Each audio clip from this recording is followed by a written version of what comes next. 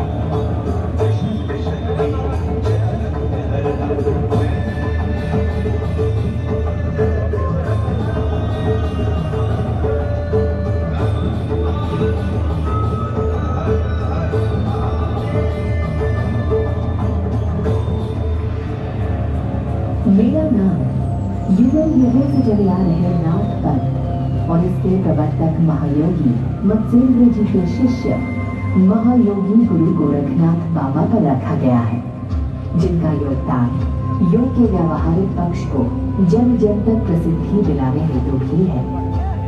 बाबा गोरखनाथ शिवावतार है। प्राचीन अचिरावती यानी राप्ती यहाँ कल कल बहती है। रमणीय गोरखपुर ने बाबा गोरखनाथ का मन मोह लिया।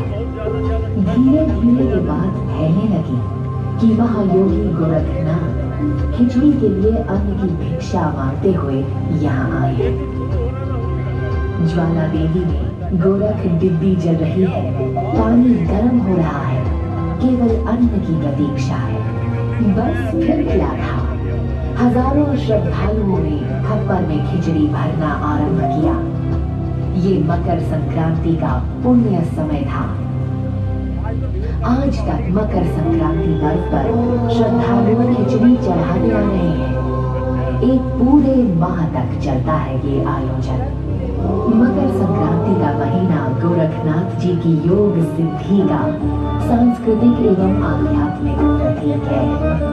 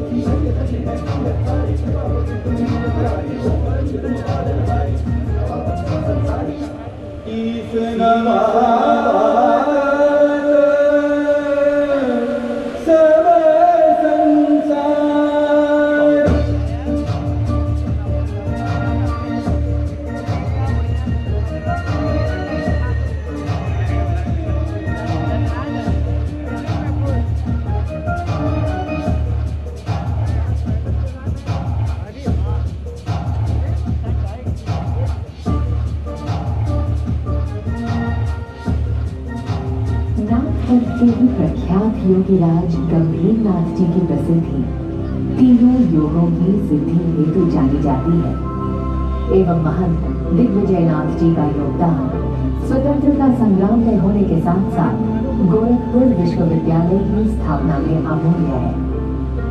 गोरखपुर के सामाजिक, धार्मिक, शैक्षणिक रूप से सतत विकास के दृष्टिगत महंत अवैधनाथ जी का योगदान भी अविस्मरणीय है।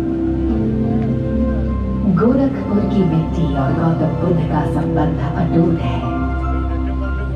यहाँ से मात्र 52 किलोमीटर दूर पूर्व में हिरण्यवती नदी के तट पर कुशीनगर स्थित है। वाल्मीकि रामायण के अनुसार त्रेता युग में भगवान राम के पुत्र कुश की ये राजधानी थी और कुशावती कहलाती थी। यहीं पर सारवन में महात्मा गौतम बुद्ध ने महापरिनिर्वाण प्राप्त किया। बुद्ध ने सत्य, अहिंसा, अस्तेय जैसे मूल्यों का प्रचार किया। वर्तमान में विश्व स्तर पर मानव मात्र की समानता के जो स्वर सुनाई देते हैं, उनका शंखनाद सर्वप्रथम गौतम बुद्ध ने ही तो किया था। कुशीनगर में भगवान बुद्ध के अस्थि अवशेषों पर विशाल स्तूप के अवशेष आज भी हैं, जो रामाभार स्तूप स्थल के नाम से प्रख्यात हैं। यही भगवान बुद्ध पंचतत्व में विलीन हुए। यही महापरिनिर्वाण मंदिर में भगवान बुद्ध की लेटी हुई मूर्ति भी है।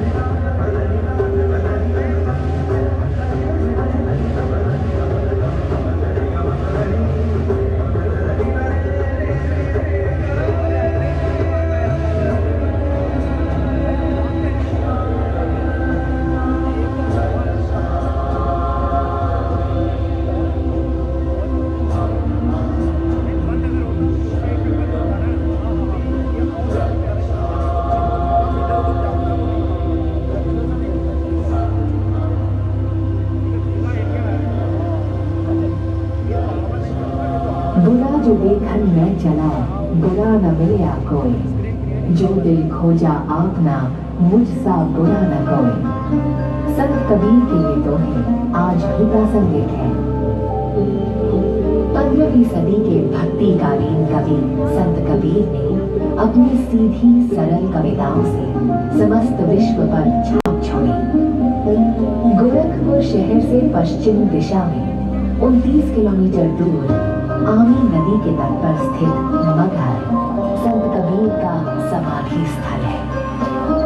संत कबीर ने हिंदू एवं मुसलमान दोनों को सद्भावना का मार्ग दिखाया। उनकी समाधि पर मंदिर एवं मस्जिद का एक साथ होना कबीर की धार्मिक सद्भावना और समन्वयवादी सोच का प्रतीक है। गोरखपुर के ऐतिहासिक इमाम बाड़े का निर्माण अवध के नवाब आसिफउद्दौला ने 1795-96 में कराया। इसमें सूफी संत रोशन अली शाह की धुनी आज भी मौजूद है। यहाँ सोने, चांदी और अष्ट धातु के ताजिए मौजूद हैं, जो नवाब ने रोशन साहब को भेंट किए थे।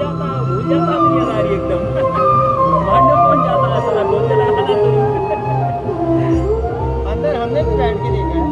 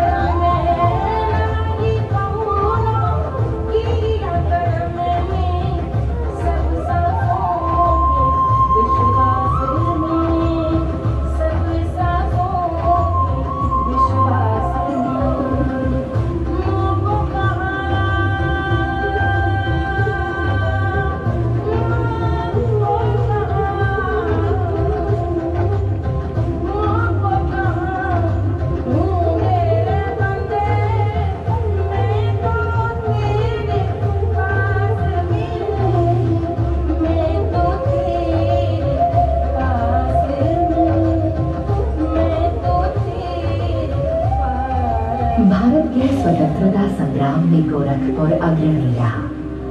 गोरखपुर 1857 की क्रांति में अमर शहीद बंधु सिंह जी की फांसी, असहयोग आंदोलन, चौरी चौरा, दोहरिया कला में किसानों की फांसी जैसी कई महत्वपूर्ण घटनाओं का गवाह है। अमर शहीद बंधु सिंह जी द्वारा स्थापित मां की पिंडी तरकुलहा देवी आज भी जन जन में पूजनीय है, जिसके नाम से अंग्रेज कांपते थे, जिसकी कविताओं पर देश झूमता था, जो मैनपुरी साजिश और काकोरी कांड के लिए प्रख्यात थे, वो राम प्रसाद बिस्मिल यही गोरखपुर में ही शहीद हुए थे। गोरखपुर एकमात्र ऐसा शहर है जहाँ 4 शहीद स्मारक हैं। शहीद बंधु सिंह, चौरी चौरा, बिस्मिल स्मारक और दोहरिया कला।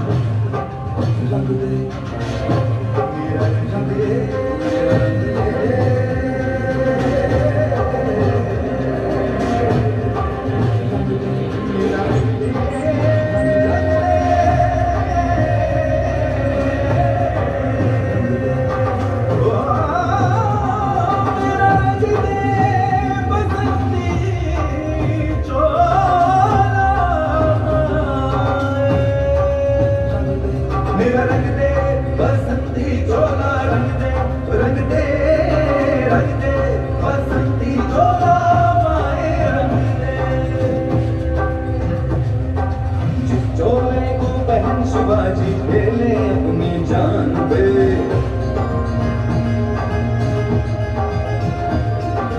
जिसे पहन झांसी की रानी मिट गई अपनी आन पे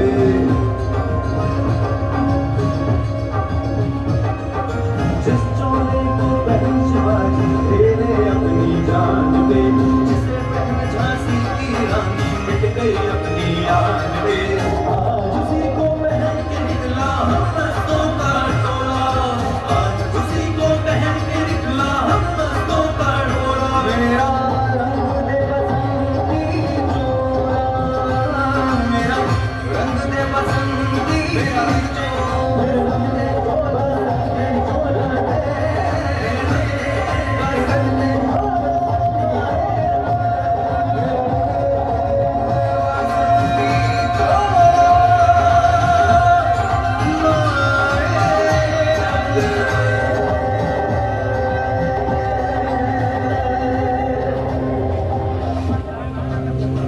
वो गोरखपुर की मिट्टी ही थी जिस पर विश्वविख्यात लेखक मुंशी प्रेमचंद ने अपने शब्द तराशे। श्री धनपत राय, जिन्हें नवाब राय एवं मुंशी प्रेमचंद के नाम से भी जाना जाता है, उनकी कर्मस्थली भी गोरखपुर ही थी। यहाँ उन्होंने कई कालजी उपन्यासों एवं कहानियों की रचना की। रघुपति सहाय जी, जो फिराक गोरखपुरी के नाम से प्रख्यात हैं, का शायरी के क्षेत्र में योगदान अमूल्य है। भारतवर्ष के महाकाव्यों एवं साहित्य का परचम आज पूरे विश्व में लहरा रहा है। गीता प्रेस ने उपनिषद, भगवत गीता, रामायण, महाभारत के साथ साथ कल्याण पत्रिका को विश्व भर में जन जन तक पहुंचाने का पुनीत कार्य किया जा रहा है। कल्याण पत्रिका के आदि संपादक श्री हनुमान प्रसाद पोद्दार जी थे।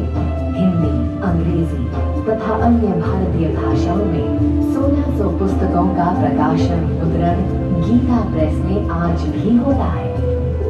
श्री जय दयाल गोयलिका जी और श्री घनश्याम दास जलाल जी द्वारा स्थापित ये अखिल भारतीय संस्था आज हमारी धरोहर है।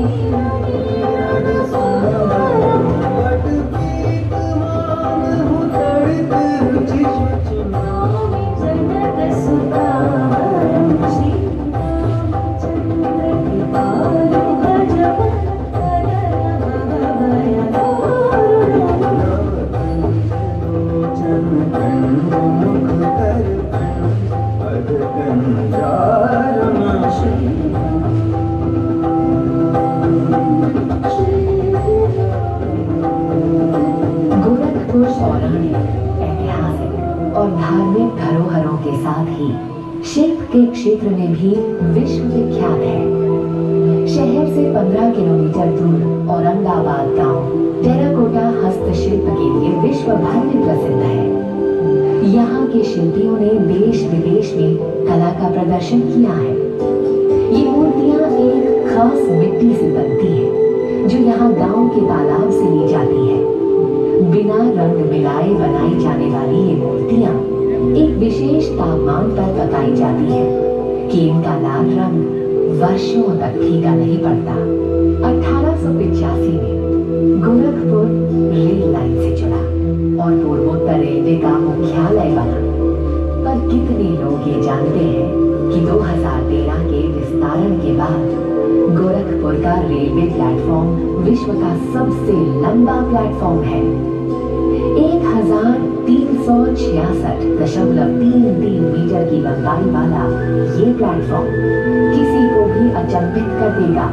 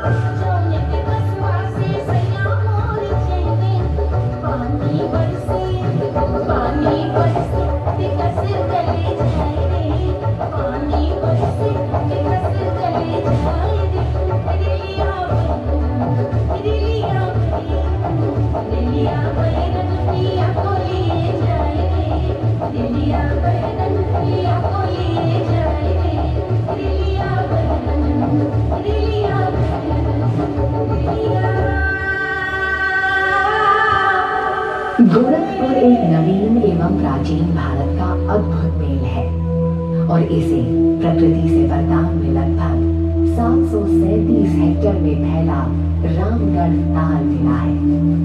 इसके प्रदूषण एवं अतिक्रमण को रोकने के लिए तत्कालीन सांसद योगी आदित्यनाथ जी ने विशेष प्रयास किए। 2010 में रामगढ़ ताल के प्रदूषण नियंत्रण एवं संरक्षण की योजना स्वीकृत हुई। इसके अंतर्गत कई सुधार और निर्माण किए गए। इनमें 2 सीवेज ट्रीटमेंट प्लांट, 3.7 किलोमीटर लंबे बंधे पर्यावरणीय ड्रेजिंग, डीवीडिंग और वृक्षारोपण का कार्य किया गया, जिससे रामगढ़ ताल के जल गुणवत्ता एवं वातावरण में निरंतर सुधार होने के उपरांत आज ये आपके सैर सपाटे, प्रातःकालीन योग एवं पर्यटन के योग्य बना है। किंतु आज भी कुछ पढ़े लिखे लोग इसके आसपास कूड़ा कचरा डालकर ताल की शोभा बिगाड़ रहे हैं। ये ताल आपकी धरोहर है, इसे स्वच्छ रखना हमारी जिम्मेदारी है। जैसे मैंने गोरखपुर की मिट्टी ने आज आप सबको गर्व का आभास कराया है, आइए हम ये प्रण लें कि हम एक जिम्मेदार नागरिक बनकर इस मिट्टी का ऋण चुकाएंगे। इसी कामना के साथ मैं आप सभी का अभिनंदन